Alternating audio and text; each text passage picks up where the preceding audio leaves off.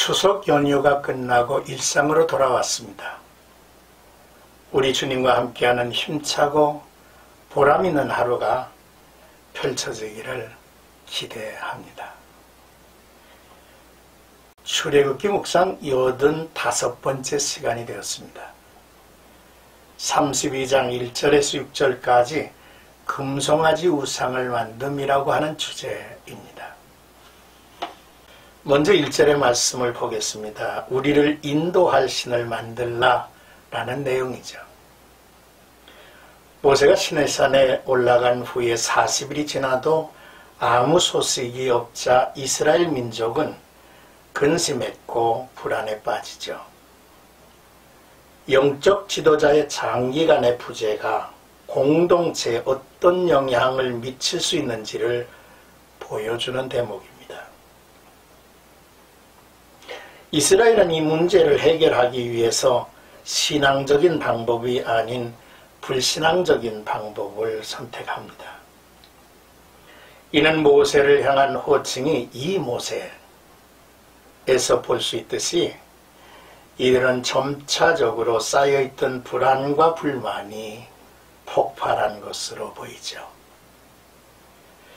이스라엘의 불안과 불만 그리고 오해에서 이어지는 문제 해결의 방안이 큰 죄로 발전을 했습니다. 첫째로 모세가 중보자이지만 그의 부재가 하나님과 이스라엘의 관계 단절을 의미하는 것은 아닌 것입니다. 둘째로 이스라엘을 인도할 신에 대한 요구가 아무리 절박하다 할지라도 잘못된 시도를 정당화할 수 없다는 교훈을 주죠. 셋째로 이미 하나님은 이스라엘에게 지켜야 할 말씀을 주셨죠. 이스라엘은 그 말씀을 지금 어기고 있습니다. 하나님과 이스라엘 백성이 맺은 언약의 조건은 말씀에 대한 전적인 순종이었습니다. 진정한 믿음은 위기의 순간에 어떻게 대처하는가에서 확인이 되죠.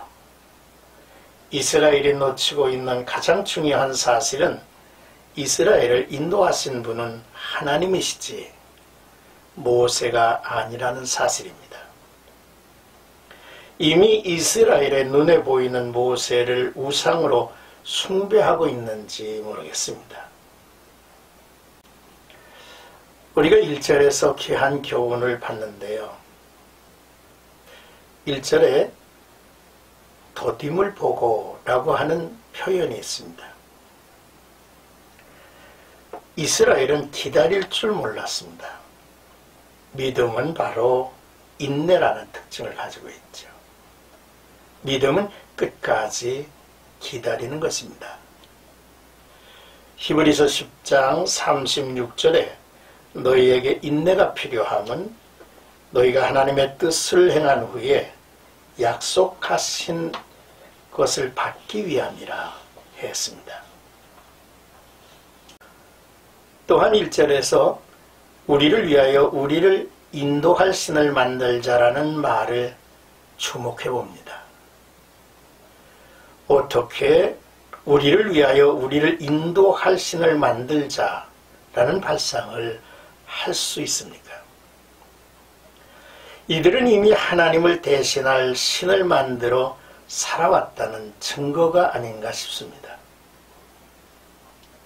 또한 1절에서 어찌 되었는지 알지 못함이니라 라는 말을 주목합니다. 은혜를 잃으면 믿음도 잃어버릴 것이고 은혜를 잃은 자는 성도라고 말할 수가 없죠. 이제 2절에서 6절까지 말씀은 송아지 형상을 만드니라는 내용입니다. 아론은 이스라엘의 잘못된 요구를 지적하고 바른 길로 인도하지 못하고 오히려 그들의 요구를 들어줍니다. 아론이 이와 같이 나약한 모습을 보이게 된 것은 사람들의 유혹과 그의 내적 불신앙 때문일 수 있습니다. 근본적인 문제는 그의 믿음이 가엾게 까닭일 것입니다.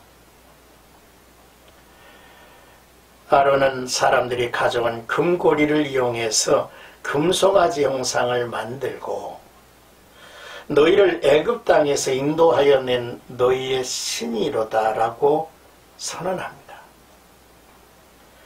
아론의 잘못된 행동은 점점 발전해서 우상 숭배를 위한 제단을 만들고 제사를 위한 절기까지 정하고 맙니다. 그리고 다음날 이스라엘 백성들은 일찍 일어나서 금송아지 앞에 번제와 화목제를 드리고 즐거워하는 어처구니 없는 모습을 우리에게 보여주고 있죠.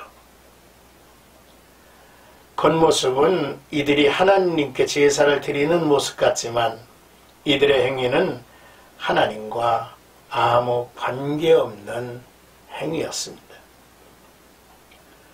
진정한 경배, 진정한 예배는 하나님께 대한 바른 이해로부터 출발하고 하나님이 요구하시는 방식이어야 할 것입니다. 특히 4절 말씀을 주목해 봅니다. 아론은 백성들이 가져온 금장식을 받아서 신속하게 우상을 만들었다는 것이죠. 오늘을 보면 그리고 그가 취하였다. 그리고 그가 새겼다. 그리고 그가 만들었다. 그리고 그들이 말하였다. 문법적으로 보면 와우 연속법을 사용했다는 것이죠. 아론을 중심으로 이 같은 행위가 신속하게 일사불란하게 진행되었다는 것입니다. 인간이 죄의 길을 가는데 어찌나 신속한지 놀라울 따름입니다. 오늘의 이 귀한 말씀을 정리하면서 성공적인 신앙인들은 어떤 모습인가를 생각해 봅니다. 먼저 성공적인 신앙인은 끝까지 믿고 기다릴 줄 압니다. 이스라엘의 첫 임금 사울은 선지자 사무엘을 기다리지 못하고 스스로 제사장 노릇하다가 하나님께 버림을 받습니다. 성공적인 신앙인은 은혜를 잊지 않고 살죠. 시편 기자는 스스로를 향해서 내 영혼아 여호와를 송축하라. 내 속에 있는 모든 것들아 여호와를 송축하라. 그의 모든 은택을 잊지 말지어다 라고 말씀을 했죠.